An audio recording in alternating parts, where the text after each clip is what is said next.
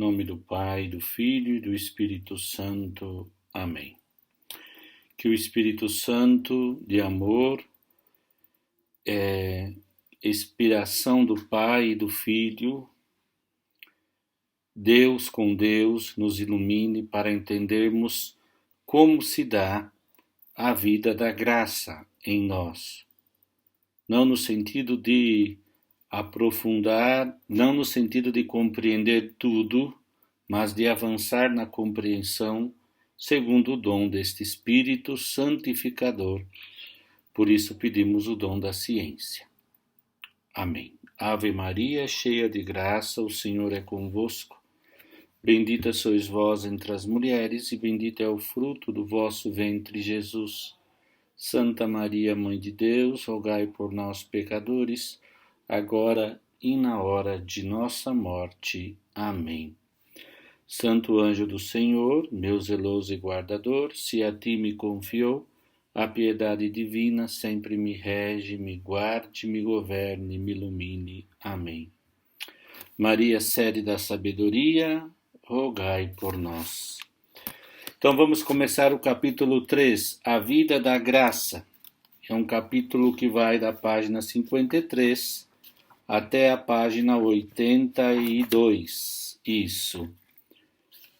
Vamos procurar de modo moderado, mas dinâmico, poder compreender, desenvolver as nossas aulas. Qualquer dúvida, como disse, estou à disposição.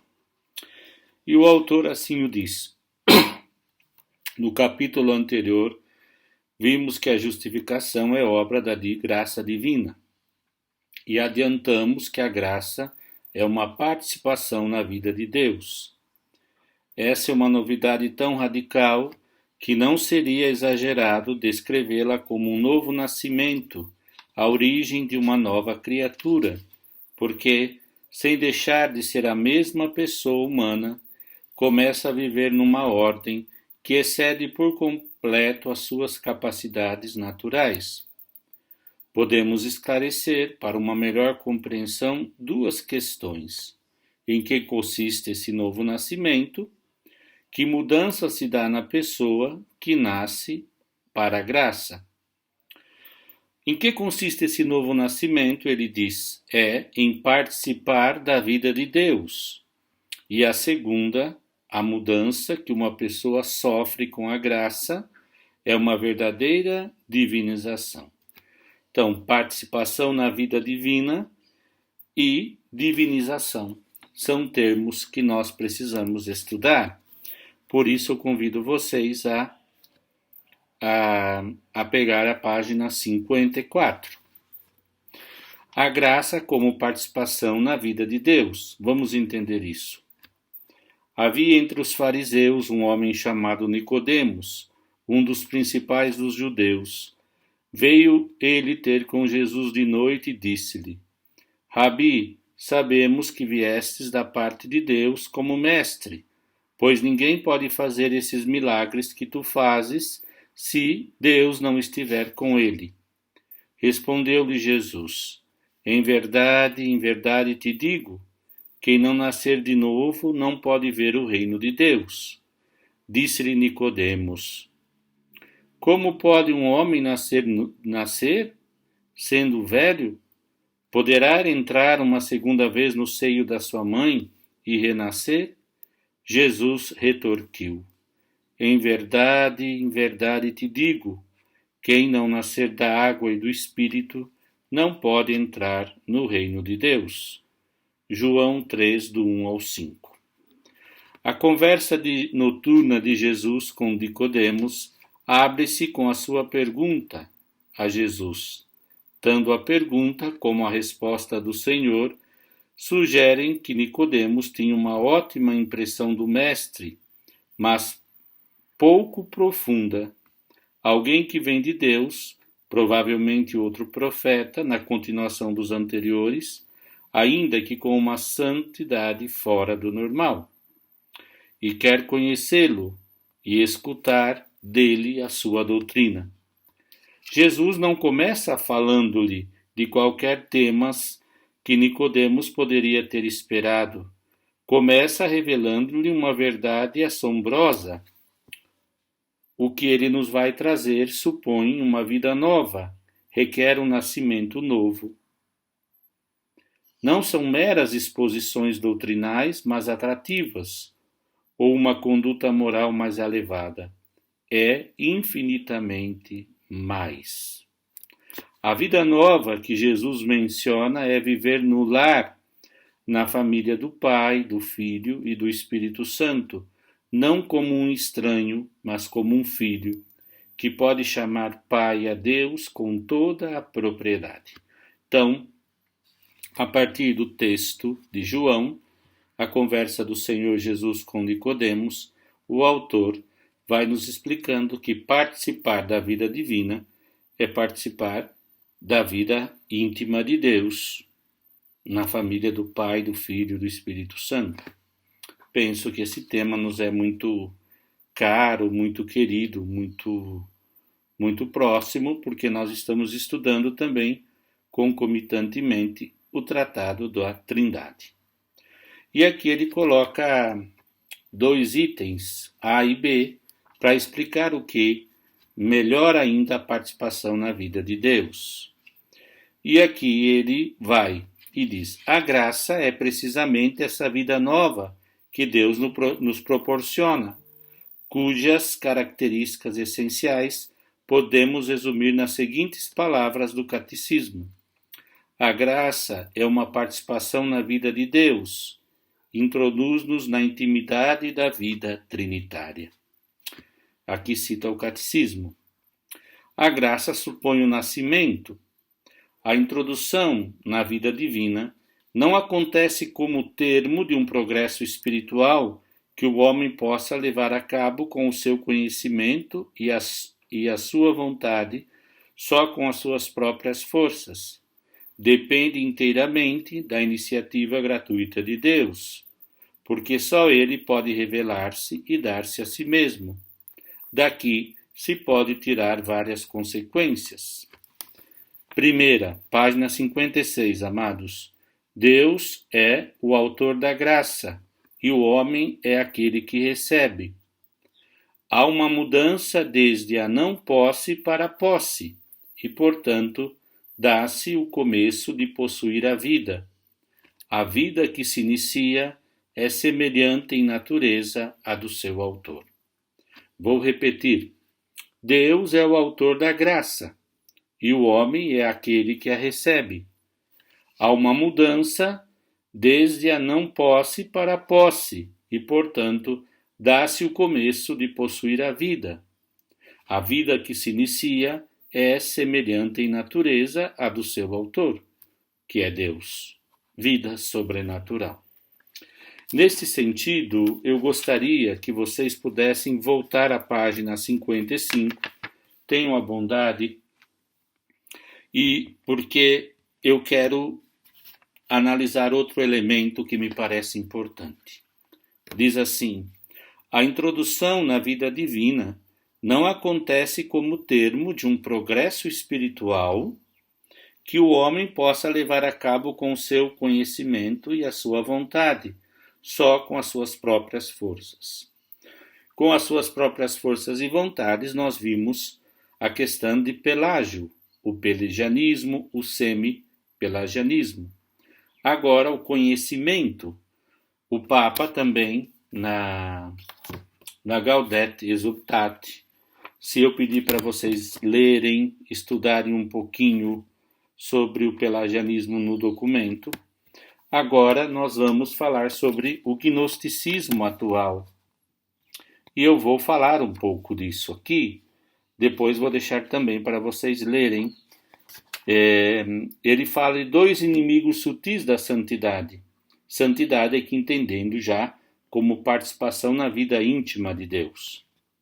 Nesse contexto, no número 35 do Gaudete Exsultate, o Papa diz: desejo chamar atenção para 2 falsificações da santidade que poderiam extraviar-nos: o gnosticismo e o pelagianismo.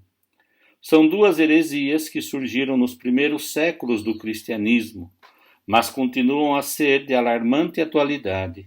Ainda hoje, os corações de muitos cristãos, talvez inconscientemente, deixam-se seduzir por essas propostas enganadoras.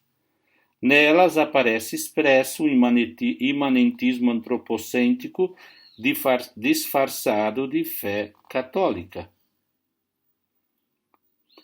E aqui ele cita no número 33 do documento, a nota pé de página: seja o individualismo neopelagiano, quer o desprezo neognóstico do corpo, descaracterizam a confissão de fé em Cristo, único Salvador. Um documento para a doutrina da fé, carta para Quid Deus aos bispos da Igreja Católica sobre alguns aspectos da salvação cristã, documentos da Igreja, etc. e tal. Nesse documento, diz aqui, encontram-se as bases doutrinais para compreender a salvação, face às derivas neognósticas e neopelagianas atual. Então, o Papa solidifica o que ele quer dizer com um documento muito importante. E ele fala: vejamos estas duas formas de segurança, doutrinária ou disciplinar, que dão origem a um elitismo narcisista e autoritário. Olha que profundo e duro. Uma elite que contempla a si mesmo e, consequentemente, é autoritária, onde, em vez de evangelizar, se analisam e classificam os demais, em vez de facilitar o acesso à graça, consomem as energias em controlar. Em ambos os casos, nem Jesus Cristo, nem os outros interessam verdadeiramente. Então, vamos ler só um pouquinho o gnosticismo atual. Começa no capítulo 2 ou no número 36 do documento. O gnosticismo supõe uma fé fechada no subjetivismo, onde apenas interessa determinada experiência ou uma série de raciocínios e conhecimentos que supostamente confortam e iluminam, mas em última instância a pessoa fica enclausurada na imanência da sua própria razão ou dos seus sentimentos. Continua no número 37. Graças a Deus, ao longo da história da Igreja, ficou bem claro que aquilo que mede a perfeição das pessoas é o seu grau de caridade, e não a quantidade de dados e conhecimentos que possam acumular. Os gnósticos, baralhados neste ponto, julgam os outros segundo conseguem ou não compreender a profundidade de certas doutrinas. Concebem uma mente sem encarnação, incapaz de tocar a carne sofredora de Cristo nos outros, engessada em uma enciclopédia de abstrações. Ao desencarnar o mistério em última análise, preferem um Deus sem Cristo, um Cristo sem a Igreja, uma Igreja sem povo. E citam uma homilia do Papa. Em suma, trata-se de uma vaidosa superficialidade, número 38. Muito movimento à superfície da mente, mas não se move nem comove a profundidade do pensamento. No entanto, consegue subjugar alguns com seu fascínio enganador, porque o equilíbrio gnóstico é formal e supostamente asséptico, podendo assumir o aspecto de certa harmonia ou de uma ordem que tudo abrange. 39, o Papa diz: mas atenção, não estou me referindo aos racionalistas, inimigos da fé cristã. Isso pode acontecer dentro da Igreja, tanto nos leigos das paróquias, como naqueles que ensinam a filosofia ou em teologia em centros de formação. Com efeito, também é típico dos gnósticos crer que eles, com as suas explicações, podem tornar perfeitamente compreensível toda a fé e todo o Evangelho. Absolutizam as suas teorias e obrigam os outros a submeter-se aos raciocínios que eles usam. Uma coisa é o uso saudável e humano da razão para refletir sobre o ensinamento teológico e moral do Evangelho. Outra é pretender reduzir o ensinamento de Jesus a uma lógica fria e dura que procura dominar tudo. E aqui na nota, ele cita uma obra maravilhosa de Boaventura, Itinerário Mentes em Deus, e diz: como ensina São Boaventura, é necessário que se deixem todas as operações intelectivas e que o ápice mais sublime do amor seja transferido e transformado totalmente em Deus. Dado que para se obter isso nada pode a natureza e pouco pode a ciência, é preciso dar pouca importância à indagação, muito mais à unção espiritual. Quer dizer, a indagação precisa ser com unção espiritual. Pouco a língua e muito a alegria interior, que brota de sentir a presença de Deus, a sua habitação. Pouco a palavra e aos livros, e todo ao dom de Deus, isto é, ao Espírito Santo. Pouco ou nenhuma a criatura, e toda ao Criador, ao Pai e ao Filho e ao Espírito Santo. E ele vai dizer aqui, continuando, o gnosticismo é uma das piores ideologias, pois ao mesmo tempo que exalta indevidamente o conhecimento ou determinada experiência, considera que a sua própria visão da realidade seja a perfeição. E aqui o Papa vai aprofundando até o número 47.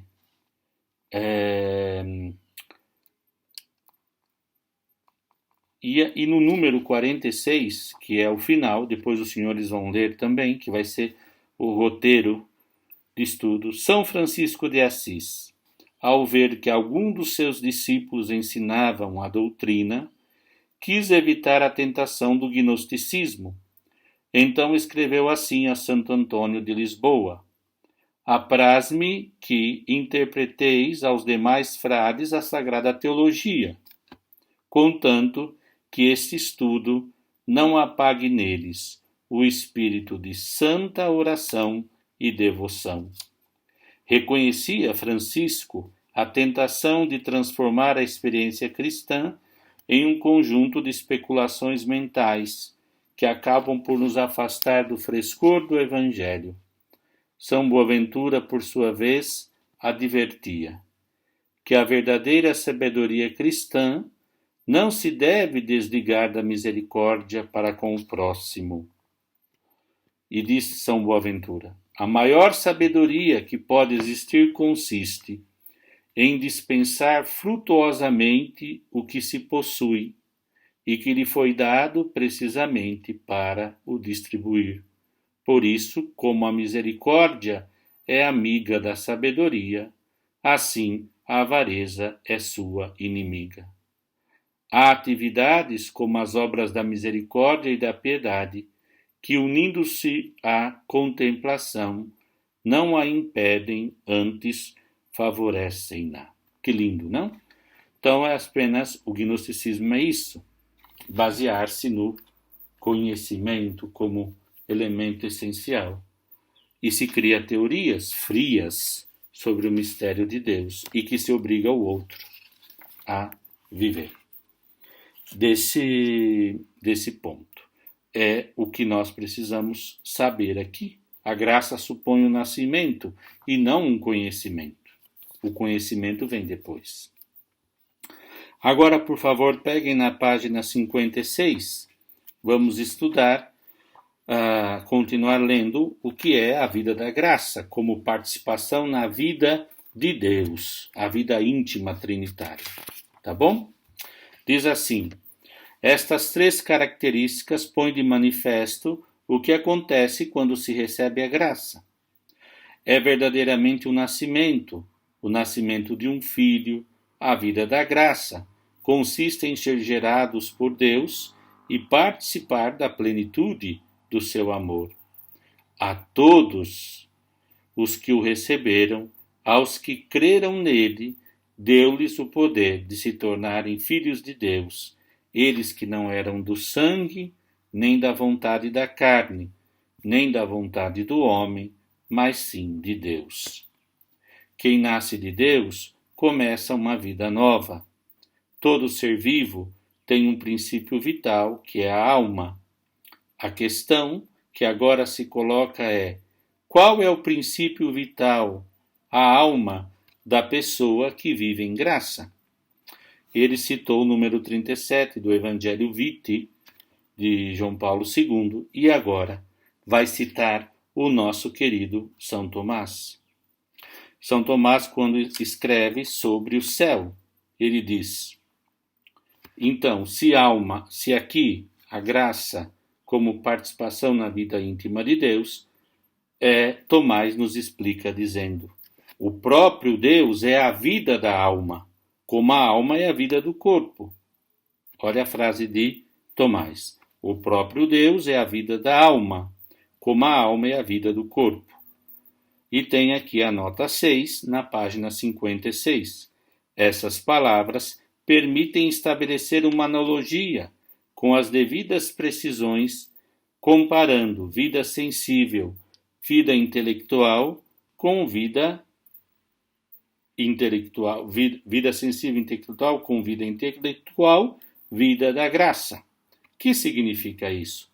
Seria comparação, sempre mantendo as devidas proporções. Vamos ver agora na página 57 o que ele quer dizer isso.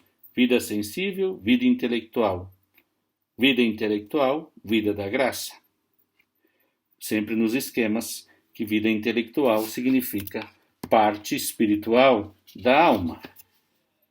Conhecimento que se dá à inteligência, vontade, capacidade de amar, etc. e tal.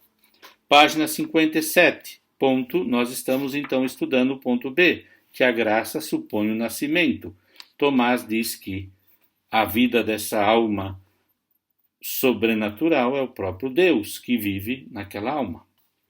Vamos ver como se dá isso. E ele explica na página 57, um ser vivo, capaz de conhecimento sensível, mas carente de razão, tem um princípio vital, a alma pelo qual se desenvolve um tipo de vida totalmente imerso na esfera do sensível. Só conhece, só se move em virtude do que consegue captar pelos sentidos. A partir deles, é impossível realizar o menor ato de vida espiritual, pois a diferença entre os dois graus da vida é abissal. Tem realidade estimúlica sensível, mas não tem capacidade espiritual. O que significa isso? Já o homem, segundo o parágrafo da página 57, também possui faculdades sensíveis, os 5 sentidos, mas tem além disso faculdades espirituais, entendimento e vontade, porque a sua alma é espiritual, e a alma é o princípio vital que integra e rege tudo o que é a vida no homem. Por ela o homem cresce, desenvolve-se e move-se, sente-se sobretudo, conhece e ama. O conhecimento e o amor são precisamente as instâncias supremas que orientam a vida de cada pessoa. E diz: pois bem, agora ele fez análise. Vida sensitiva, vida intelectual do ser humano, racional, e agora vai falar da graça. Pois bem, a graça é um novo princípio vital que integra toda a atividade espiritual do homem num grau de vida que excede infinitamente a anterior e consiste na participação da vida de Deus. Excede, quer dizer, ultrapassa a vida meramente como faculdade da razão, inteligência, etc. O limite desta analogia é o seguinte: a alma não se pode perder. É princípio substancial do homem. Sem ela não há vida. Mas a graça pode se perder, embora permaneça a pessoa. A graça não é princípio substancial do homem. Quer dizer, não faz parte, é dado. É graça. Por isso que é o nome graça, gratuito, né? favor benevolente de Deus. C. Página 57, última frase, já virando quase para 58. A conexão entre a graça e vida. Depois destas considerações precedentes, a conexão entre graça e vida aparece com nitidez. A graça é um modo de vida. É necessário ter este conceito presente para entender melhor o que é graça. De outro modo, expressões como viver em graça podem significar muito pouco normalmente. É por via da negação. Sempre aquela questão da apofática, a gente afirma negando. Viver em graça é não estar em pecado mortal. E não viver em graça é estar em pecado. Quem morre nesse estado é excluído da bem-aventurança eterna. Catequese nos ensina isso pronto, não que não seja verdade, mas sempre de apofático. E ele diz aqui na 10ª linha, claro que isso está certo, começo do outro parágrafo, mas continuaríamos às portas do mistério. E tarde ou cedo se corre o risco de relegar para um canto como algo que tem pouca transcendência na vida cotidiana. Com efeito, podemos imaginar duas pessoas, colegas de profissão, que levam para a frente o seu trabalho com sensibilidade e honradez, e que se ocupam das duas famílias. Um afastou-se de Deus, não vive alguns aspectos importantes da moral ou dos sacramentos, mas isso não transparece externamente. A outra vive em graça. Ele colocou o exemplo de duas pessoas que trabalham juntas. Uma abandonou a vida da graça e o outro não.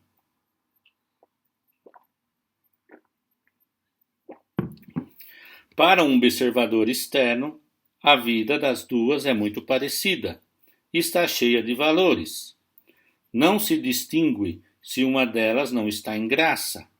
De fora, a única diferença perceptível pode ser alguma prática da piedade e a participação em alguns sacramentos.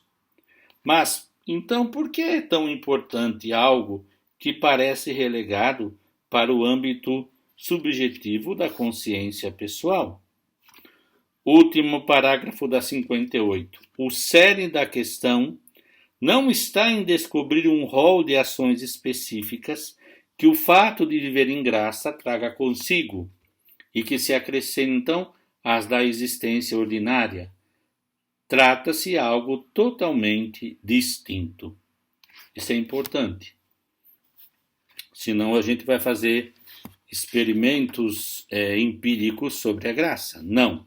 Ele diz assim: toda a vida humana fica informada pela vida de Deus, porque o homem em estado de graça está endeusado, quer dizer, metido verdadeiramente em Deus, colocado, introduzido a partir da vida divina. Essa é a essência e a novidade radical da nova criação, da ordem sobrenatural. E ele cita Fernando Cariz, viver como hijos de Deus. Vou ler de novo. Toda a vida humana fica informada pela vida de Deus, porque o homem em estado de graça está endeusado, quer dizer, colocado verdadeiramente em Deus, introduzido a participar da vida divina. Agora, no outro parágrafo, ele cita a Evangelho Vitae. A vida eterna é a própria vida de Deus e, simultaneamente, a vida dos filhos de Deus. Um assombro incessante e uma gratidão sem limites não podem deixar de se apoderar do crente diante dessa inesperada e inefável verdade que nos vem de Deus em Cristo. Vida de Deus, simultaneamente, vida dos filhos de Deus. Se Deus é amor e cria com sabedoria e perfeição, cuida de cada pessoa, sai incansável ao seu encontro. A vida da pessoa, em graça, ficará descrita, de modo análogo por estas mesmas características. Viverá por amor a Deus, trabalhará com maior perfeição possível, ocupar-se-á das coisas dos seus irmãos, interessar-se-á porque conheçam a Deus e procurará semear à sua volta a alegria de um filho de Deus. Numa palavra, a vida de Deus derrama-se na vida do espírito do homem que deste modo adquire dimensão divina. É a vida de Deus, vida dos filhos de Deus. Deus é amor, cria com sabedoria e cuida com seu incansável amor e vai ao seu encontro.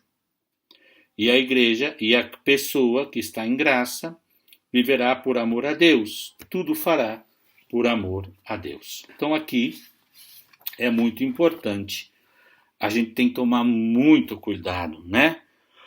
Porque quando a gente fala da vida da graça, nós não estamos falando da nossa graça, estamos falando de Deus, que nos informa, que nos purifica, que nos santifica.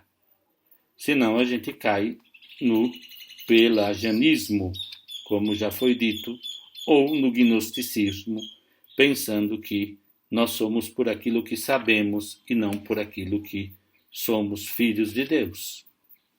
E temos que tomar cuidado, porque é pelos frutos que eles vos conhecerão. Tá bom, vamos adiantar um pouquinho. Vamos ver se dá para ler mais esse ponto. Não quero também alongar-me muito, porque vocês precisam pesquisar um pouquinho para avançar na apreensão desses conceitos. A graça como divinização ou endeusamento da alma. Está na página 60, tenham bondade. O homem em graça experimenta uma mudança real. Fica endeusado, segundo a feliz expressão do beato José Maria, ou, o que é o mesmo, divinizado.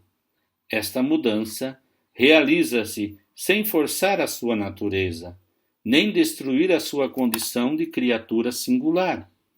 A vida perfeitíssima de Deus, na sua intimidade familiar, amor e sabedoria, torna-se presente de modo estável na pessoa, tornando-se também princípio vital das suas ações, na ordem sobrenatural.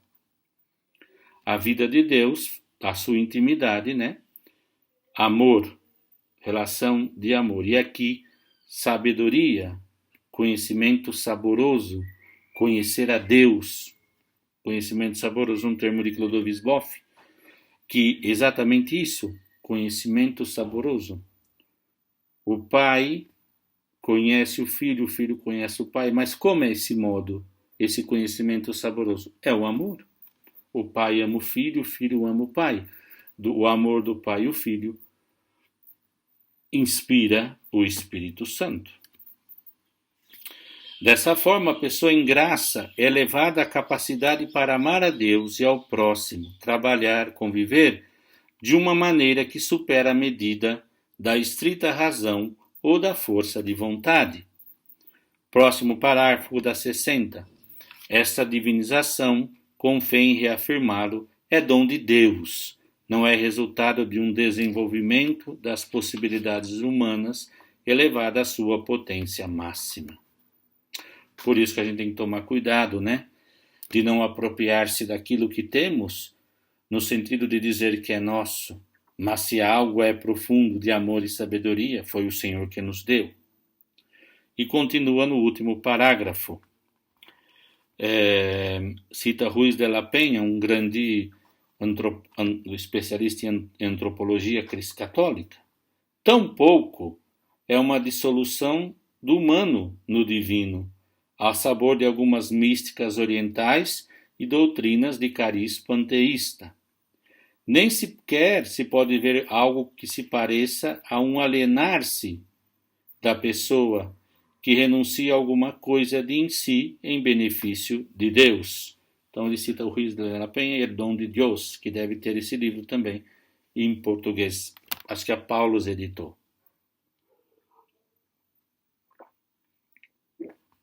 Página 61, tenham bondade. E ele vai citar aqui: para ilustrar isto, servindo-nos de duas comparações sucessivas. Um navegador a bordo de um pequeno barco, só com os seus remos, não pode executar a travessia do oceano. É uma missão que excede as suas possibilidades. Mas pode ter a sorte de encontrar uma das correntes que percorrem o mar, e transportado por ela, alcança a outra margem. Ele colaborou, orientando o seu esforço no sentido da corrente, mas foi a imensa força do mar que o levou à meta. Que é a meta? Atravessar o oceano. Esta primeira imagem serve para ilustrar somente um aspecto. A barca é movida pela corrente e pode atingir metas completamente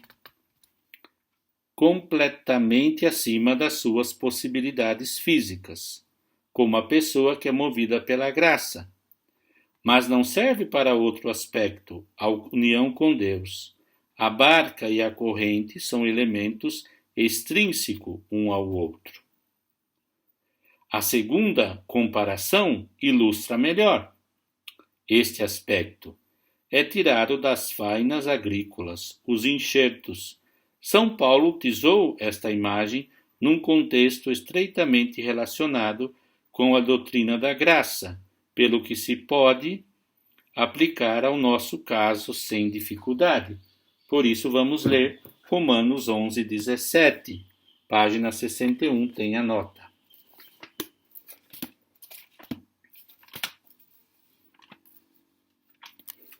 11:17.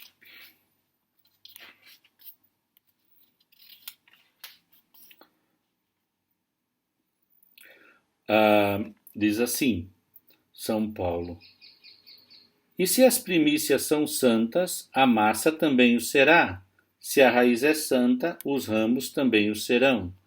E se algum dos ramos foram cortados, e tu, oliveira silvestre, foste enxertado entre eles, para te beneficiares com eles da ceifa da oliveira, não te vanglories contra os ramos. E se te vanglorias, saibas que não és tu que sustenta a raiz, mas a raiz sustenta a ti. O enxerto de uma árvore. Exatamente. E aqui ele vai explicar no final da página 61 o que seria esse enxerto na vida da graça, a divinização. Prestem atenção. Enxertar é unir um pequeno enxerto de uma planta noutra. A planta que o recebe beneficia-se das qualidades do enxerto. Umas vezes, o enxerto rejuvenesce uma planta envelhecida. Outras vezes, faz com que a planta que dava frutos de má qualidade os passe a dar bons e abundantes. Trata-se da mesma planta, mas as suas funções vitais alcançam uma qualidade superior à sua condição de origem. Algo parecido acontece na alma. A graça é como um enxerto divino que se une à nossa natureza e a renova, cura as suas inclinações retorcidas e fala capaz de dar frutos de santidade. Olha a imagem do enxerto, não? É basilar. Em resumo, a graça é a vida do homem renovado, supõe uma nova maneira de ver, de crer e de amar. Cita Gers, Vos Gracia, um artigo, um verbete, que está presente em tudo e o forma de tudo. E aí continua no página 62, no terceiro parágrafo. O bater do coração, o respirar estão presentes em cada instante da vida. Não é possível separar, por exemplo, caminhar e respirar, ou falar e bater o coração. De forma análoga, tão pouco teriam sentido separações como as seguintes: estudar e, por outro lado, dar glória a Deus, cultivar a amizade e, noutras ocasiões, o amor ao próximo. Viver a justiça em determinados momentos e, noutros, a presença de Deus. Não. Esta nova maneira de existir tem, portanto, a característica característica própria de modo estável. Isso é muito importante. Essa vida não é nossa, mas é enxertada em nós. E agora é nossa. O Catecismo da Igreja sintetiza da seguinte forma a realidade divinizadora da graça na alma. Vamos ver. Então, aqui já última frase da 62, indo para 63. A graça de Cristo é dom gratuito que Deus nos faz da sua vida, infundida pelo Espírito Santo em nossa alma. É a graça santificante. Olha, está explicando o que é a graça santificante ou graça deífica, deificante de Deus, recebida no batismo, e em nós a fonte da obra da santificação. Catecismo 1999. Depois ele vai citar o 2000. E a faceta de propriedade e estabilidade, quer dizer, me apropria é própria e estável. A graça santificante é um dom habitual, de habitação, está em mim. Disposição estável e sobrenatural, que aperfeiçoa a alma, a nossa alma humana, mesmo para tornar capaz de viver com Deus e de agir por seu amor. Catecismo número 2000. Ambas perspectivas são necessárias para não desvirtuar a realidade da graça. Por outro lado, ao falar do dom habitual, que aperfeiçoa a alma, evita-se o erro de conceber a graça como algo extrínseco, que era a tese luterana, lembra? A graça era como um vestido que cobria o Adão e Eva nus por causa do pecado. Só isso. Ou como simples afinidade moral ou afetiva com Cristo. Quer dizer, um certo segmento, imitação. E por outro lado, ao sublinhar a divinização ou endeusamento, põe-se o acento no caráter vital da graça e, portanto, na sua vocação para crescer e desenvolver-se. Nunca, enquanto vivemos nesta existência temporal, se pode dizer que se alcançou o termo da plena comunhão com Deus. Porque essa presença estável e habitual pressupõe um caminho, não pressupõe uma coisa estática. Isso é muito importante. Agora devemos avançar mais um pouco, explicitando o que disse até aqui. A participação da vida divina, que recebemos como um dom estável, consiste na participação na vida do Filho de Cristo. E viver a vida de Cristo, levar-nos ao Pai e ao Espírito Santo. Quer dizer, agora, filhos de Deus, nós vamos explicar em Cristo. Então, por favor, nós avançamos aqui umas 10 páginas e acho que está bastante bem assim. Mas, então, só para recapitular, na página 53, pergunta o que consiste esse novo nascimento, que é participar da vida de Deus, e que mudança se dá na pessoa que nasce da graça, que é a divinização, o endeusamento. Então, nós estudamos a graça como participação na vida de Deus, que pressupõe vida e um novo nascimento, e temos estudado que a nossa vida em Deus é a vida dos filhos de Deus, tal pai, tal filho. Lembre dessa frase. E a divinização é algo de ser enxertado em Deus, em Cristo. Esses são os pontos essenciais, né?